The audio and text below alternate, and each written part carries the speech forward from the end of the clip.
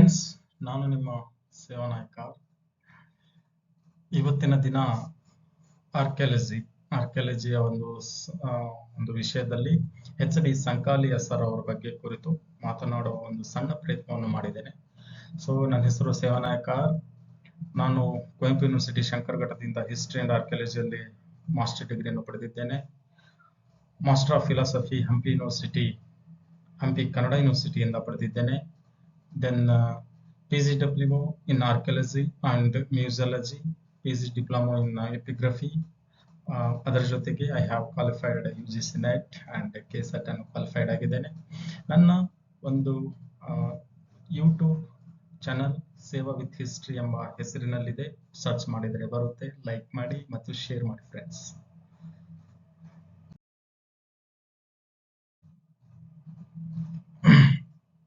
HD ಸಂಕಾಲಿಯ sir ಅವರು, ಇವರ ಪೂರ್ಣ ಹೆಸರು ಹಂಸ್ಮುಖ್ ಧೀರಜ್ ಲಾಲ್ ಸಂಕಾಲಿಯ ಅಂತ ಹೇಳಿ. ಇವರು 1908ರಿಂದ 1989ರ ಒಂದು ಕಾಲಾವಧಿಯಲ್ಲಿ ಅವರು ಜೀವಿಸ್ತಾರೆ. ಅವರು ಭಾರತ ಕಂಡಹ ಸುಪ್ರಸಿದ್ಧ ಪುರಾತತ್ವಶಾಸ್ತ್ರಜ್ಞರು. ಹಾಗಾಗಿ ಇವರು ASIN ಡಿಪಾರ್ಟ್ಮೆಂಟ್ ಇದೆಯಲ್ಲ, ಆರ್ಕಿಯಾಲಜಿಕಲ್ ಸರ್ವೆ ಆಫ್ ಇಂಡಿಯಾ, ಆ ಒಂದು ಡಿಪಾರ್ಟ್ಮೆಂಟಿನ ಮುಖ್ಯಸ್ಥರಾಗಿಯೂ ಹಾಗೆ ಅದರ ಅಡಿಯಲ್ಲಿ ಅನೇಕ ನೆಲೆಗಳನ್ನು ಅವರು ಎಕ್ಸ್ಕವೇಷನ್ ಮಾಡಿದ್ದಾರೆ. ಹಾಗಾಗಿ ಅವರು ಮೇಜರ್ ಕಾಂಟ್ರಿಬ್ಯೂಷನ್ ನಾವು ಬ್ರೀಫ್ ಆಗಿ ಇಲ್ಲಿ ನೋಡೋದಾದ್ರೆ, ಇವರು ಮೆಸೋಲಿಥಿಕ್, ಪ್ಯಾಲಿಯೋಲಿಥಿಕ್ ಅಂಡ್ ಮೆಸೋಲಿಥಿಕ್, ಹಳೆ ಶಿಲಾಯುಗ ಮತ್ತೆ ಮಧ್ಯ ಶಿಲಾಯುಗದ ನೆಲೆಗಳನ್ನು ವೆಸ್ಟರ್ನ್ ಇಂಡಿಯಾದಲ್ಲಿ ಇವರು ಫೈಂಡ್ ಔಟ್ ಮಾಡ್ತಾರೆ. ಅದರ ಜೊತೆಗೆ ಒಂದು ನೆಲೆ ಲಾಂಗ್ನಾಜ್ ನೆಲೆಯನ್ನು, ಗುಜರಾತ್ ಅಲ್ಲಿ ಬರುವಂತಹ ಈ ನೆಲೆಯನ್ನು ಎಕ್ಸ್ಕವೇಷನ್ ಕೂಡ ಮಾಡ್ತಾರೆ. ಓಕೆ, ದೆನ್ ಇವರು ಅನೇಕ ಒಂದು ಹಳೆ ಶಿಲಾಯುಗದ ಟೂಲ್ಸ್ ಗಳನ್ನು ಇವರು ಫೈಂಡ್ ಔಟ್ ಮಾಡ್ತಾರೆ. ಅದರಲ್ಲಿ flake tools and microlithic tools, ಈ ಟೂಲ್ಸ್ ಗಳನ್ನು ಗೋದಾವರಿ ವ್ಯಾಲಿಯಲ್ಲಿ ಇದನ್ನು ಫೈಂಡ್ ಔಟ್ ಮಾಡ್ತಾರೆ. ಮತ್ತೆ ಫೌನಲ್ ರಿಮೇನ್ಸ್ ಅಂತ ಹೇಳಿದ್ರೆ, ನಶಿಸಿ ಹೋದ, ಹಳೆ ಕಾಲದಲ್ಲಿ ನಶಿಸಿ ಹೋದ ಪ್ರಾಣಿಗಳ ಒಂದು ಅವಶೇಷಗಳು, ಬೋನ್ಸ್ ಆಗಿರ್ಬೋದು, ಹಲ್ಲುಗಳಾಗಿರ್ಬೋದು, ಅದರ ಜೊತೆಗೆ ಪ್ರಾಣಿಗಳ ಪಾರ್ಟ್ಸ್ ಏನಿದಾವಲ್ಲ ಅದರ ಬಗ್ಗೆ ಮಾಹಿತಿಯನ್ನು ಕಲೆ ಹಾಕಿ ಆ ಅವಶೇಷಗಳನ್ನು ಕೂಡ ಇವರು ಕಲೆ ಹಾಕಿದ್ದಾರೆ. ಇದರ ಜೊತೆಗೆ ಬರಿಯಲ್ಸ್ ಪ್ರಾಕ್ಟೀಸ್, ಆ ಕಾಲದಲ್ಲಿ ಇರುವಂತಹ ಬರಿಯಲ್ಸ್ ಒಂದು ಪ್ರಾಕ್ಟೀಸ್ ಅನ್ನು ಕೂಡ ಅವರು ಮಾಹಿತಿಯನ್ನು ಟ್ರೇಸ್ ಔಟ್ ಮಾಡುವುದರಲ್ಲಿ ಪ್ರಮುಖ ಪಾತ್ರ ವಹಿಸಿದ್ದಾರೆ. 1952ರಲ್ಲಿ ಬಸಾಲ್ಟ್ ಇಂಡಸ್ಟ್ರಿಯನ್ನು ಇವರು ಗೋದಾವರಿ ಒಂದು ನದಿಗೆ ಒಂದು ಡ್ಯಾಮ್ ಅನ್ನು ಕಟ್ಟುತ್ತಿರುವ ಸಂದರ್ಭದಲ್ಲಿ ಗಂಗಾಪುರ್ ನಿಯರ್ ನಾಸಿಕ್, ಆ ಒಂದು ನಾಸಿಕ್ ಡಿಸ್ಟ್ರಿಕ್ಟ್ ನಲ್ಲಿ ಗಂಗಾಪುರ್ ಒಂದು ಗ್ರಾಮದ ಒಂದು ಹತ್ತಿರ ಈ ಬಸಾಲ್ಟ್ ಇಂಡಸ್ಟ್ರಿಯನ್ನು ಫೈಂಡ್ ಔಟ್ ಮಾಡಿದ್ದಾರೆ. ಬಸಾಲ್ಟ್ ಇಂಡಸ್ಟ್ರಿ ಅಂತ ಹೇಳಿದ ತಕ್ಷಣ ಸಾರ್ಕೋಫಾಗಿ ಅಂದ್ರೆ ಒಂದು ದೊಡ್ಡ ಒಂದು ಗ್ರಾನೈಟ್ ಸ್ಟೋನ್ಗಳಿಗೆ ಒಂದು ಡೆಕೋರೇಟ್ ಮಾಡುವಾಗ ಆ ಒಂದು ಬಸಾಲ್ಟ್ ಟೂಲ್ಸ್ ಗಳಿಂದ, ಅಂದ್ರೆ ಸಣ್ಣ ಟೂಲ್ಸ್ ಇರ್ತವೆ, ಆ ಟೂಲ್ಸ್ ಗಳಿಂದ ನಾವು ಅದನ್ನು ಡೆಕೋರೇಟ್ ಮಾಡುವಾಗ ಆ ಒಂದು ಇಂಡಸ್ಟ್ರಿಯನ್ನು, ಆ ಒಂದು ಏನು ಆ ಟೂಲ್ಸ್ ಗಳನ್ನ ಏನ್ ಮೇಕಿಂಗ್ ಮಾಡ್ತಿದ್ರಲ್ಲ ಆ ಇಂಡಸ್ಟ್ರಿಯನ್ನು ಈ ಒಂದು ಪ್ರದೇಶದಲ್ಲಿ ಫೈಂಡ್ ಔಟ್ ಮಾಡಿದ್ದಾರೆ. ಮತ್ತೆ ಇವರು ಎಕ್ಸ್ಪ್ಲೋರ್ ಮಾಡಿದ್ದಾರೆ ಅನೇಕ ಪ್ಯಾಲಿಯೋಲಿಥಿಕ್ ನೆಲೆಗಳನ್ನು ಮತ್ತು ಮೆಸೋಲಿಥಿಕ್ ನೆಲೆಗಳನ್ನು ಸಬರಮತಿ ಒಂದು ನದಿಯ ಕಣಿವೆ ಪ್ರದೇಶದಲ್ಲಿ. ದೆನ್ ಇವರು ಅವಾಗಲೇ ಹೇಳಿದೆ, ಫ್ಲೇಕ್ ಟೂಲ್ಸ್ ಇಂಡಸ್ಟ್ರೀಸ್, ಅವರು ಪ್ಯಾಲಿಯೋಲಿಥಿಕ್ ಇಲ್ಲಿ ಇದೆ ನೋಡಿ, ಫ್ಲೇಕ್ ಟೂಲ್ಸ್ ಗಳನ್ನು ಇವರು ಡಿಸ್ಕವರ್ ಮಾಡಿದ್ದಾರೆ ಅಂತ ಹೇಳಿ. ಆ ಫ್ಲೇಕ್ ಟೂಲ್ಸ್ ಗಳು ಯಾವ ಒಂದು ಸಂದರ್ಭದಲ್ಲಿ ಬರುತ್ತೆ ಅಂತ ಹೇಳಿದ್ರೆ, ಪ್ಯಾಲಿಯೋಲಿಥಿಕ್ ಅಲ್ಲಿ ನಾವು ಡಿವೈಡ್ ಮಾಡಿದಾಗ ಪ್ಯಾಲಿಯೋಲಿಥಿಕ್ ಪೀರಿಯಡ್ ಅನ್ನು first lower palaeolithic, then middle palaeolithic, then upper palaeolithic, ನಾವು ಈ ತರ ಇದನ್ನು ನೋಡಿದಾಗ ಫಸ್ಟ್ ಬರುವಂತದ್ದು lower palaeolithic, then middle palaeolithic, then upper palaeolithic. ಇದು ಪುರಾತನ ಕಾಲದ್ದು, ಇದು ಏನಿದೆಯಲ್ಲ ಇದು ಪುರಾತನ ಕಾಲದ್ದು. ನಂತರ ಕಾಲದ್ದು ಇದು ನಂತರ ಕಾಲದ್ದು, ಅಂದ್ರೆ ಮೇಲಿರುವಂತದ್ದು ಇವುಗಳಿಗಿಂತ ನಂತರ ಕಾಲದ್ದು ಈ ತರ. ಸೊ ಈ ಒಂದು ನಾವು ನೋಡಿದಾಗ ಲೋಯರ್ ಪ್ಯಾಲಿಯೋಲಿಥಿಕ್ ಅಲ್ಲಿ ಯಾವ್ಯಾವ ಟೂಲ್ಸ್ ಇರ್ತಾವ ಅಂತ ಹೇಳಿದ್ರೆ, ಒಂದು ಹಳೆ ಶಿಲಾಯುಗನ್ನು ನಾವು ಡಿವೈಡ್ ಮಾಡಿದಾಗ ಲೋಯರ್ ಪ್ಯಾಲಿಯೋಲಿಥಿಕ್ ನಲ್ಲಿ ಇದರಲ್ಲಿ ಚಾಪಿಂಗ್ ಟೂಲ್ಗಳು, ಅಶ್ಯೂಲಿಯನ್ ಟೂಲ್ಗಳು ಮತ್ತೆ ಕೋ ಟೂಲ್ಗಳು ಸಿಗ್ತವೆ. ಮಿಡಲ್ ಪ್ಯಾಲಿಯೋಲಿಥಿಕ್ ಅಲ್ಲಿ ಇಲ್ಲಿದೆ ನೋಡಿ ಫ್ಲೆಕ್ ಟೂಲ್. ಈ ಇಂಡಸ್ಟ್ರಿಗಳು ಮಿಡಲ್ ಪ್ಯಾಲಿಯೋಲಿಥಿಕ್ ಅಲ್ಲಿ ಬರುವಂತದ್ದು. ಆನಂತರ ಅಪ್ಪರ್ ಪ್ಯಾಲಿಯೋಲಿಥಿಕ್ ಈ ಒಂದು ಪೀರಿಯಡ್ ಅಲ್ಲಿ ಬ್ಲೇಡ್ಸ್ ಅಂತಹ ಟೂಲ್ಗಳು, ದೆನ್ ಬ್ಯೂರಿನ್ ಅಂತದ್ದು, BU, ಸೊ ಇದು ಮೌಸ್ ಇರೋದ್ರಿಂದ ಸರಿಯಾಗಿ ಬರಲ್ಲ, ಬ್ಯೂರಿನ್ ಅಂತ ಟೂಲ್ಗಳು. ಆ ಟೂಲ್ಗಳು, ಬ್ಯೂರಿನ್ ಟೂಲ್ ಏನಕ್ಕೆ ಯೂಸ್ ಮಾಡ್ತಾರೆ ಅಂದ್ರೆ ತಾಮ್ರದ ಮೇಲೆ ಅದನ್ನು ಬರೀಲಿಕ್ಕೆ ಅಥವಾ ಏನಾದ್ರು ಡೆಕೋರೇಟ್ ಮಾಡ್ಲಿಕ್ಕೆ ಈ ಟೂಲ್ ಅನ್ನು ಬಳಸ್ತಾರೆ. ಆ ಒಂದು ಟೂಲ್ಗಳು ಈ ಒಂದು ಕಾಲದಲ್ಲಿ ಸಿಗುತ್ತೆ ಅಪ್ಪರ್ ಪ್ಯಾಲಿಯೋಲಿಥಿಕ್ ನಲ್ಲಿ. ಸೊ ದೆನ್ 1950-51 ಇವರು ಎಸ್ಕವೇಟೆಡ್ ಮಾಡ್ತಾರೆ ಜೋರ್ವೆ ಒಂದು ನೆಲೆಯನ್ನು, ಪ್ರವರ ನದಿ ದಡದ ಮೇಲೆ ಇರುವಂತದ್ದು. ನಂತರ ಮಹೇಶ್ವರ್, ನವದಾತೋಲಿ, ದೆನ್ ನಿವಾಸ, ಅಹಮದ್ನಗರ್. ಈ ಡೇಟ್ ಒಂದು ನೆನಪಿಟ್ಕೊಳ್ಳಿ. ನೆಲೆಗಳನ್ನು ನಾವು ಸಂಕ್ಷಿಪ್ತವಾಗಿ ನೋಡುವ. ಓಕೆ, ಯಾರ್ಯಾರು ಮಾಡಿದ್ದಾರೆ ಜೊತೆ ಸೇರಿ ಮತ್ತೆ ಏನೇನು ಸಿಕ್ಕಿದೆ ಅಂತ ಸ್ವಲ್ಪ. ಅಹರ್ ನೆಲೆ, ಈ ಅಹರ್ ನೆಲೆ ರಾಜಸ್ಥಾನದಲ್ಲಿ ಬರುವಂತದ್ದು. ಇದು ಬಾಣಸ್ ನದಿಯ ಒಂದು ಉಪನದಿಯಾದಂತಹ ಅಹರ್ ನದಿ ದಂಡೆಯ ಮೇಲೆ ಇರುವಂತಹ ಒಂದು ನೆಲೆ, ಅದರ ಹೆಸರೇ ಅಹರ್. ಸೊ ಈ ನೆಲೆಯಲ್ಲಿ ದುಲ್ಕೋಟ್ ಎಂಬ ಮೌಂಡ್ ಇರುತ್ತೆ. ಆ ದುಲ್ಕೋಟ್ ಎಂಬ ಮೌಂಡ್ ಅನ್ನು ಎಕ್ಸ್ಕರ್ಷನ್ ಮಾಡಿದಾಗ ಸಂಕಾಲಿಯ ಸರ್ ಅವರು, ಅದರ ಜೊತೆಗೆ RC ಅಗರ್ವಾಲ್ ಸರ್ ಅವರು ಕೂಡ ಇರ್ತಾರೆ. ಇವರಿಬ್ಬರು ಸೇರಿ ಈ ನೆಲೆಯನ್ನು ಎಕ್ಸ್ಕರ್ಷನ್ ಮಾಡ್ತಾರೆ. ಎಕ್ಸ್ಕರ್ಷನ್ ಮಾಡಿದ ನಂತರ ಈ ನೆಲೆಯಲ್ಲಿ ಚಾಲ್ಕೋಲಿಥಿಕ್ ಮತ್ತೆ ಹಿಸ್ಟಾರಿಕಲ್ ಪೀರಿಯಡ್ ನ ಅವಶೇಷಗಳು ದೊರೆತವೆ. ಓಕೆ, ತಾಮ್ರ ಶಿಲಾಯುಗ ಮತ್ತೆ ಹಿಸ್ಟಾರಿಕಲ್ ಪೀರಿಯಡ್. ಇದನ್ನು ಸಂಕಾಲಿಯ ಸರ್ ಅವರು ಚಾಲ್ಕೋಲಿಥಿಕ್ ಅಂದ್ರೆ ತಾಮ್ರ ಶಿಲಾಯುಗದ ನೆಲೆ ಅಂತ ಹೇಳಿ ಹೆಸರನ್ನು ನೀಡ್ತಾರೆ. ಓಕೆ, ದೆನ್ ಮಹೇಶ್ವರ್ ಮತ್ತೆ ನವದಾತೋಲಿ, ಇವು ಎರಡು ನೆಲೆಗಳು ಮಧ್ಯಪ್ರದೇಶದಲ್ಲಿ ಬರುವಂತಹ ನೆಲೆಗಳು. ಈ ಮಹೇಶ್ವರ್ ನೆಲೆ ನರ್ಮದಾ ನದಿಯ ಬಲದಂಡೆಯ ಮೇಲೆ ಬರುವಂತಹ ನೆಲೆ. ಯಾಕಂದ್ರೆ ಯಾವ ನೆಲೆ ಯಾವ ನದಿಯ ದಂಡೆ ಮೇಲೆ ಬರುತ್ತೆ ಅಂತ ಕ್ವಶನ್ ರೈಸ್ ಆಗುತ್ತೆ. ಸೊ ಈ ಮಹೇಶ್ವರ ಒಂದು ಹಳೆ ಕಾಲದಲ್ಲಿ ಬೌದ್ಧಿಸ್ಟ್ ಲಿಟ್ರೇಚರ್ ಅಲ್ಲಿ ಇದು ಉಲ್ಲೇಖ ಇದೆ. ದೆನ್ ಇದು 16 ಮಹಾಜನಪದಾಸ್ ಏನಿದಾವಲ್ಲ, 16 ಮಹಾಜನಪದಗಳು, ಅದರಲ್ಲಿ ಅವಂತಿ ಒಂದು. ಆ ಅವಂತಿಯ ಒಂದು ರಾಜಧಾನಿ ಆಗಿರುವಂತದ್ದು ಈಗಿನ ಮಹೇಶ್ವರ್, ಆಗಿನ ಮಹಿಷ್ಮತಿ. ಈ ಮಹಿಷ್ಮತಿ ಹಿಂದಿನ ಒಂದು ಅವಂತಿಯ ರಾಜಧಾನಿ. ಸೊ ಈ ನೆಲೆಯನ್ನು 1952ರಿಂದ 53ರ ಕಾಲಘಟ್ಟದಲ್ಲಿ ಸಂಕಾಲಿಯ ಸರ್ ಅವರು ಇದನ್ನ ಎಕ್ಸ್ಕರ್ಷನ್ ಮಾಡ್ತಾರೆ. ಎಕ್ಸ್ಕರ್ಷನ್ ಮಾಡಿದ ಒಂದು ಸಂದರ್ಭದಲ್ಲಿ ಮಿಡಲ್ ಪ್ಯಾಲಿಯೋಲಿಥಿಕ್ ರಿಮೇನ್ಸ್ಗಳು, ಅವಶೇಷಗಳು, ಮಿಡಲ್ ಪ್ಯಾಲಿಯೋಲಿಥಿಕ್ ನ ಅವಶೇಷಗಳು ಇದರಲ್ಲಿ ಮಹೇಶ್ವರದಲ್ಲಿ ದೊರೆತವೆ.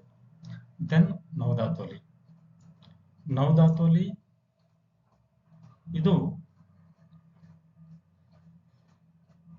ಲೆಫ್ಟ್ ಬ್ಯಾಂಕ್ ಆಫ್ ನರ್ಮದಾ ನದಿಯ ಎಡದಂಡೆಯ ಮೇಲೆ ಬರುವಂತಹ ಒಂದು ಪ್ರಾಚೀನ ನೆಲೆ. ಸೊ ಈ ನರ್ಮದಾ ಎಡದಂಡೆಯ ಮೇಲೆ ಬರುವಂತಹ ಈ ನವದಾತೋಲಿಯನ್ನು ಎಕ್ಸ್ಕವೇಷನ್ ಮಾಡಿದ ನಂತರ 1957ರಿಂದ 60ರ ಈ ಕಾಲಘಟ್ಟದಲ್ಲಿ ಎಕ್ಸ್ಕವೇಷನ್ ಮಾಡಿದಾಗ ಇಲ್ಲಿ ಚಾಲ್ಕೋಲಿಥಿಕ್ ಅಂದ್ರೆ ತಾಮ್ರ ಶಿಲಾಯುಗದ ಅನೇಕ ಇಲ್ಲಿ ಕುರುಹುಗಳು ದೊರೆತವೆ. ದೆನ್ ಈ ನೆಲೆಯಲ್ಲಿ ಪ್ರಮುಖವಾಗಿ ನಾವು ನೋಡೋದಾದ್ರೆ ಮಾಳ್ವಾ ಕಲ್ಚರ್ದು ಒಂದು ಪಾತ್ರೆಗಳು, ದೆನ್ ಜೋರ್ವೆ ಕಲ್ಚರ್ ಒಂದು ಪಾತ್ರೆಗಳು ಈ ನವಧಾತುಲಿಯಲ್ಲಿ ದೊರೆಯುತ್ತವೆ. ಜಸ್ಟ್ ಪರ್ಟಿಕ್ಯುಲರ್ ಆಗಿ ನಾವು ನವಧಾತುಲಿಯ ಒಂದು ಪಾತ್ರೆಯನ್ನು ನೋಡೋದಾದರೆ, ಪಾತ್ರೆ ಮೀನ್ಸ್ ಮಣ್ಣು ಪಾತ್ರೆಗಳು ಅಥವಾ ಮಡಕೆಗಳು, ಇದನ್ನು ನಾವು ನೋಡೋದಾದ್ರೆ ಬ್ಲಾಕ್ ಅಂಡ್ ರೆಡ್ ವೇರ್ ಪಾತ್ರೆಗಳು ದೊರೆಯುತ್ತವೆ. Black and red ware. ಮತ್ತೆ ಆಹಾರದಲ್ಲಿ red ware and black and red ware, ಅಲ್ಲಿ ಕೂಡ ಬ್ಲಾಕ್ ಅಂಡ್ ರೆಡ್ ವೇರ್ ದೊರೆಯುತ್ತೆ ಆಹಾರಲ್ಲಿ. Then Tekkalakota and Sanganakallu. ನಾವು ತೆಕ್ಕಲಕೋಟ ಮತ್ತೆ ಸಂಗನಕಲ್ಲು ಕರ್ನಾಟಕದಲ್ಲಿ ಪ್ರಮುಖ ನವಶಿಲಾಯುಗದ ನೆಲೆಗಳು. ಹಾಗಾಗಿ ತೆಕ್ಕಲಕೋಟದಲ್ಲಿ ಸಂಕಲಿಯ ಸರ್ ಅವರು ಕೂಡ ಅವರು ಎಕ್ಸ್ಕರ್ಷನ್ ಮಾಡ್ತಾರೆ. ಸೊ ಈ ತೆಕ್ಕಲಕೋಟ 1963-64 ಒಂದು ಸಂದರ್ಭದಲ್ಲಿ ಎಕ್ಸ್ಕರ್ಷನ್ ಮಾಡ್ತಾರೆ. ಇದರಲ್ಲಿ ಒಂದು ಹುಡೇದ ಗುಡ್ಡ ಅಂತ ಹೇಳಿದೆ. ಯಾವ ಸೈಡ್ ಅಂದ್ರೆ ಇದು ಬಳ್ಳಾರಿಯ ತೆಕ್ಕಲಕೋಟ, ಬಳ್ಳಾರಿಯ ಸಿರುಗುಪ್ಪ ತಾಲೂಕಿನಲ್ಲಿ ಬರುವಂತಹ ಪುರಾತನ ನೆಲೆ. ಇದರಲ್ಲಿ ಹುಡೇದ ಗುಡ್ಡ, ಇದರಲ್ಲಿ ಎಕ್ಸ್ಕರ್ಷನ್ ಮಾಡ್ತಾರೆ. ಇದು ಸೌತ್ ವೆಸ್ಟ್ ಆಫ್ ಕರ್ನಾಟಕದಲ್ಲಿ ಬರುವಂತಹ ನೆಲೆ. ಹಾಗಾಗಿ ಇದರಲ್ಲಿ ಎಕ್ಸ್ಕರ್ಷನ್ ಮಾಡೋದಾಗ, ಸೌತ್ ವೆಸ್ಟ್ ಕರ್ನಾಟಕ ಅಲ್ಲ, ಸೌತ್ ವೆಸ್ಟ್ ಬಳ್ಳಾರಿ ಡಿಸ್ಟಿಕ್ ಇದರಲ್ಲಿ ಬರುವಂತಹ ನೆಲೆ. ಇದರಲ್ಲಿ ಎಕ್ಸ್ಕರ್ಷನ್ ಮಾಡಿದಾಗ ಪ್ರಮುಖವಾಗಿ ನಮಗೆ ಏನ್ ದೊರೆತು ಅಂತಾರೆ, ನವಶಿಲ ಯುಗದ ಅವಶೇಷಗಳು, ದೆನ್ 19 ಹಾಸದ ನೆಲೆಗಳು ದೊರೆತವೆ. ಮತ್ತೆ ನವಶಿಲ ಯುಗದ ನಿಯೋಲಿಥಿಕ್ ಪೀರಿಯಡ್ ನಲ್ಲಿ ಉತ್ತಮವಾದ ಒಂದು ಮಾಹಿತಿ, ಇನ್ಫಾರ್ಮೇಶನ್ ಅನ್ನು ಇದು ಕೊಡುತ್ತೆ. ಇದು ತೆಕ್ಕಲಕೋಟ. ದೆನ್ ನಾವು ಸಂಗನಕಲ್ಲನ್ನು ನಾವು ನೋಡೋದಾದ್ರೆ, ತೆಕ್ಕಲಕೋಟದ ಮಣ್ಣು ಪಾತ್ರೆಗಳನ್ನು ನಾವು ನೋಡೋದಾದ್ರೆ, ಇದರಲ್ಲಿ ರೆಡ್ ವೇರ್ ಮೇಲೆ ಚಿತ್ರಿತ ಅಂದ್ರೆ ಒಂದು ಕಲರ್ಫುಲ್ ಆಗಿ ಅದನ್ನು ಚಿತ್ರಿಸುವಂತದ್ದು, ಒಂದು ಪಾತ್ರೆಗಳ ಮೇಲೆ ಚಿತ್ರಗಳು ಕಂಡು ಬರ್ತವೆ, ಅದು ರೆಡ್ ವೇರ್. ದೆನ್ ನಾವು ಸಂಗನಕಲ್ಲನ್ನು ನೋಡೋದಾದ್ರೆ,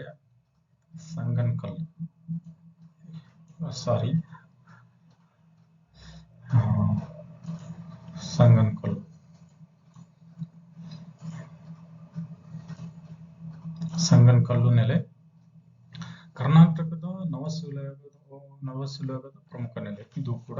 ಇದರಲ್ಲಿ ಎಚ್ ಡಿ ಸಂಕಲಿಯ ಸರ್ ಅವರು ಇದನ್ನು ಎಕ್ಸ್ಕರ್ಷನ್ ಮಾಡ್ತಾರೆ. ದೆನ್ ಇದರಲ್ಲಿ ಪ್ರಮುಖವಾಗಿ ನಮಗೆ ದೊರೆಯುವಂತದ್ದು ಗ್ರಾನೈಟ್ ಸ್ಟೋನ್ಗೆ ಹೆಸರುವಾಸಿಯಾಗಿದೆ ನಮ್ಮ ಬಳ್ಳಾರಿ ಡಿಸ್ಟಿಕ್. ಹಾಗಾಗಿ ಅದರಲ್ಲಿ ಕೂಡ ಗ್ರಾನೈಟ್ ಸ್ಟೋನ್ ಅಲ್ಲಿ ಮಧ್ಯೆ ಇರುವಂತಹ ಒಂದು ನೆಲೆ ಇದು. ಗ್ರಾನೈಟ್ ಸ್ಟೋನ್ಗಳು ಜಾಸ್ತಿ ಕಂಡು ಬರ್ತವೆ, ಗ್ರಾನೈಟ್. ಈ ನೆಲೆಯನ್ನು ಮೊಟ್ಟ ಮೊದಲ ಬಾರಿಗೆ ಪತ್ತೆ ಹಚ್ಚಿದವರು ಅಂದ್ರೆ ವಿಲಿಯಂ ಫ್ರೇಜರ್ ಎಂಬುವರು ಇದನ್ನು ಪತ್ತೆ ಹಚ್ತಾರೆ 1872ರಲ್ಲಿ. ದೆನ್ ಎಚ್ ಡಿ ಸಂಕಲಿಯ ಸರ್ ಅವರ ಮಾರ್ಗದರ್ಶನದಲ್ಲಿ ಬಿ ಸುಬ್ಬರಾವ್ 1948ರಲ್ಲಿ ಇದನ್ನು ಎಕ್ಸ್ಕರ್ಷನ್ ಮಾಡ್ತಾರೆ. ಈ ಒಂದು ಎಕ್ಸ್ಕರ್ಷನ್ ಮಾಡಿದಾಗ ಈ ಸಂಗನಕಲ್ಲಿನಲ್ಲಿ ಪ್ರಮುಖವಾಗಿ ಎಕ್ಸ್ಕರ್ಷನ್ ಮಾಡಿದ ಒಂದು ಪ್ರದೇಶ ಅಂದ್ರೆ ಸಣ್ಣ ಅರಸಮ್ಮನ ಗುಡ್ಡ ಈ ಸಂಗನಕಲ್ ಪ್ರದೇಶದಲ್ಲಿದೆ. ಅದನ್ನು ಎಕ್ಸ್ಕರ್ಷನ್ ಮಾಡಿದಾಗ ನಮಗೆ ಸಿಗುವಂತದ್ದು ಮೆಸೊಲಿಥಿಕ್, ನಿಯೋಲಿಥಿಕ್ ಅಂಡ್ ಮೆಗಾಲಿಥಿಕ್, ಈ ಒಂದು ಅವಶೇಷಗಳು, ರಿಮೆನ್ಸ್ಗಳು ಇಲ್ಲಿ ಸಿಕ್ಕಿದವೆ. ಸೊ ಇಲ್ಲಿ ನಮಗೆ ಪಾಟ್ರಿಗಳು ಯಾವ ತರದಂದ್ರೆ ಬ್ರೌನ್ ಅಂಡ್ ಬ್ಲಾಕ್ ವೇರ್ ಸಿಗುತ್ತೆ. ದೆನ್ ಬ್ರೌನ್ ವೇರ್ ಅನ್ನು ಪಾಲಿಸ್ಟ್ ಮಾಡಿದಂತಹ ಒಂದು ಮಣ್ಣು ಪಾತ್ರೆಗಳು ಇಲ್ಲಿ ದೊರೆತವೆ. ಹಾಗಾಗಿ ಇದು ಸಂಗನಕಲ್ಲಿನ ಒಂದು ಸ್ವಲ್ಪ ಮಾಹಿತಿ. ದೆನ್ ಇನಾಮ್ಗಾಂವ್ ಒಂದು ಚಾಲ್ಕೊಲಿಥಿಕ್ ಕಾಲದ ಪ್ರಮುಖವಾದಂತಹ ಒಂದು ಸೈಟ್. ಈ ಇನಾಮ್ಗಾಂವನ್ನು ಪ್ರಮುಖವಾಗಿ ಚಾಲ್ಕೊಲಿಥಿಕ್ ನೆಲೆ ಅಂತ ನಾವು ಹೆಸರನ್ನು ಸಂಕಲಿಯ ಸರ್ ಅವರು ನೀಡ್ತಾರೆ. ದೆನ್ ಇನಾಮ್ಗಾಂವ್ ಇದು ಮಹಾರಾಷ್ಟ್ರದಲ್ಲಿ ಪುಣೆ ಡಿಸ್ಟಿಕ್ ಅಲ್ಲಿ ಬರುವಂತದ್ದು. ಇದರಲ್ಲಿ ಭೀಮಾ ನದಿ ಏನು ನೆಲೆ ಇದೆಯಲ್ಲ, ಭೀಮಾ ನದಿಯ ಟ್ರಿಬ್ಯೂಟರಿ ರಿವರ್ ಆದಂತಹ ಘೋಡ್ ರಿವರ್ ಬಲದಂಡೆಯಲ್ಲಿ ಇರುವಂತಹ ನೆಲೆ ಇದು. ಆ ಬಲದಂಡೆಯಲ್ಲಿ ಇರುವಂತಹ ನೆಲೆಯನ್ನು ಎಕ್ಸ್ಕವೇಷನ್ ಮಾಡಿದಾಗ ಅದರಲ್ಲಿ ಮಾಳ್ವ ಸಂಸ್ಕೃತಿಯ ಒಂದು ಅವಶೇಷಗಳು, ಜೋರ್ವೆ ಸಂಸ್ಕೃತಿಯ ಅವಶೇಷಗಳು, ದೆನ್ ಲೇಟರ್ ಜೋರ್ವೆ ಕಾಲದ ಒಂದು ಅವಶೇಷಗಳು ದೊರೆತವೆ. ಓಕೆ, ನಂತರ ಇದರಲ್ಲಿ ಪಾಟ್ರೆಯನ್ನು ನೋಡಿದಾಗ ಪಾಟ್ರೇಟ್ ನೋಡಿದಾಗ brown and red ware. Then ಇದರಲ್ಲಿ ಸಮಾಧಿಗಳು ಪ್ರಮುಖವಾಗಿ ಇಂಪಾರ್ಟೆಂಟ್ ಆಗುತ್ತೆ. ಇಲ್ಲಿ ಸಮಾಧಿಗಳು ಆ ಒಂದು ಏನಾದರೂ ನೆಕ್ಸ್ಟ್ ಏನಾದರೂ ಪ್ರಾಕ್ಟಿಕಲರ್ ಆಗಿ ಒಂದು ನೆಲೆಯನ್ನೇ ನಾವು ತಗೊಂಡು ಮಾತನಾಡೋದಾದ್ರೆ ಸೈಟ್ಗಳನ್ನು, ಅದರ ಬಗ್ಗೆ ಸಂಪೂರ್ಣವಾಗಿ ಮಾಹಿತಿ ಕೊಡುವ ಒಂದು ಪ್ರಯತ್ನವನ್ನು ಮಾಡುವ. ಓಕೆ, ನೇವಾಸ. ನೇವಾಸ ಇದು ಮಹಾರಾಷ್ಟ್ರದಲ್ಲಿರುವಂತಹ ಪ್ರಮುಖ ನೆಲೆ. ಈ ನೇವಾಸ ಪ್ರವರ ನದಿಯ ಒಂದು ದಡದ ಮೇಲೆ ಬರುವಂತಹ ಒಂದು ನೆಲೆ. ಇದು ಎರಡು ಕಡೆ ಈ ನೆಲೆ ಇದೆಯಲ್ಲ, ಎರಡು ಎಡದಂಡೆ ಮತ್ತೆ ಬಲದಂಡೆಯಲ್ಲಿ ಹಂಚಿಕೆಯಾಗಿದೆ ಈ ಒಂದು ಸೈಟ್. ಸೊ ಇದರಲ್ಲಿ ಎಕ್ಸ್ಕರ್ಷನ್ ಒಂದು ಪತ್ತೆ ಹಚ್ಚಿದವರು ಎಂ.ಎನ್. ದೇಶಪಾಂಡೆ ಸರ್ ಅವರು ಸಂಶೋಧನೆ ಮಾಡಿದ್ದು. ದೆನ್ ಇದರ ಮೇಲೆ ಎಕ್ಸ್ಕರ್ಷನ್ ಉತ್ಖನನ ಮಾಡಿದ್ದು ಎಚ್.ಡಿ. ಸಂಕಲೆಯ ಸರ್ ಅವರು ಒಂದು 1954ರಿಂದ 59ರ ಒಂದು ಕಾಲದಲ್ಲಿ ಇದು ನೆಲೆಯನ್ನು ಎಕ್ಸ್ಕರ್ಷನ್ ಮಾಡ್ತಾರೆ. ಇದರಲ್ಲಿ ನಮಗೆ ಪ್ಯಾಲಿಯೋಲಿಥಿಕ್ ಪೀರಿಯಡ್ ನ ಅವಶೇಷಗಳು, ದೆನ್ ಚಾಲ್ಕೋಲಿಥಿಕ್ ಪೀರಿಯಡ್ ನ ಅವಶೇಷಗಳು, ದೆನ್ ಪ್ರೋಟೋಹಿಸ್ಟಾರಿಕ್ ಅಂಡ್ ಹಿಸ್ಟಾರಿಕ್ ಈ ಕಾಲದ ಒಂದು ಅವಶೇಷಗಳು ಈ ನೇವಾಸದಲ್ಲಿ ದೊರೆಯುತ್ತೆ. ಹಾಗಾಗಿ ಇದು ಪ್ರಮುಖ ತಾಮ್ರಶಿಲಾಯುಗದ ನೆಲೆ. ಇದು ಇಷ್ಟು ನೆಲೆಗಳನ್ನು ಸಂಕಲೆಯ ಸರ್ ಅವರು ಎಕ್ಸ್ಕವೇಷನ್ ಮಾಡ್ತಾರೆ. ಓಕೆ, ದೆನ್ ಅವ್ರ ಪಬ್ಲಿಕೇಶನ್ ಅನ್ನು ನಾವು ನೋಡೋದಾದ್ರೆ ಪ್ರಮುಖ ಪುಸ್ತಕಗಳು ಇದು ಕ್ರೋನಾಲಜಿಕಲ್ ಅಲ್ಲೇ ಇದೆ. The university of Nalanda 1934, Indian archaeology today 1962, pre history and proto history in India and Pakistan 1962. Okay, then Ramayana myth or reality pre history of India 1977, aspect of Indian history and archaeology ಭಾರತದ ಇತಿಹಾಸ ಮತ್ತು ಪ್ರಾಕ್ತನ ಶಾಸ್ತ್ರ ದರ್ಶನ 1977, pre historic art in India 1978, then pre history and historic archaeology of Gujarat. ಇವು ಪ್ರಮುಖ ಪುಸ್ತಕಗಳು find out ಮಾಡಿರುವಂತದ್ದು. ಇದನ್ನು ಬಿಟ್ಟು ಇನ್ನು ತುಂಬಾ ಪುಸ್ತಕಗಳಿದಾವೆ. ಸೊ ಆ ಪುಸ್ತಕಗಳನ್ನು ನಾವು ಸ್ವಲ್ಪ ಗಮನ ಹರಿಸಬೇಕಾಗುತ್ತೆ. ಈ ಪುಸ್ತಕಗಳು ಯಾರು ಬರೆದ್ರು ಅಥವಾ ಹೊಂದಿಸಿ ಬರೆಯಿರಿ, ಅದು ಇಲ್ಲ ಆರ್ಡರ್ ವೈಸ್ ಬರೆಯಿರಿ, ಈ ತರ ಕ್ವಶನ್ ರೈಸ್ ಆಗ್ತವೆ. ಸೊ ಫ್ರೆಂಡ್ಸ್, ಇವತ್ತು ಐ ಹೋಪ್ ಈ ಒಂದು ಸ್ವಲ್ಪ ನನ್ನ ಪ್ರಯತ್ನವನ್ನು ನೀವು ಎಂಜಾಯ್ ಮಾಡಿದ್ದೀರಾ ಅಂತ ಅನ್ಕೊಂಡಿದ್ದೀನಿ. So thank you friends. ಓಕೆನಾ?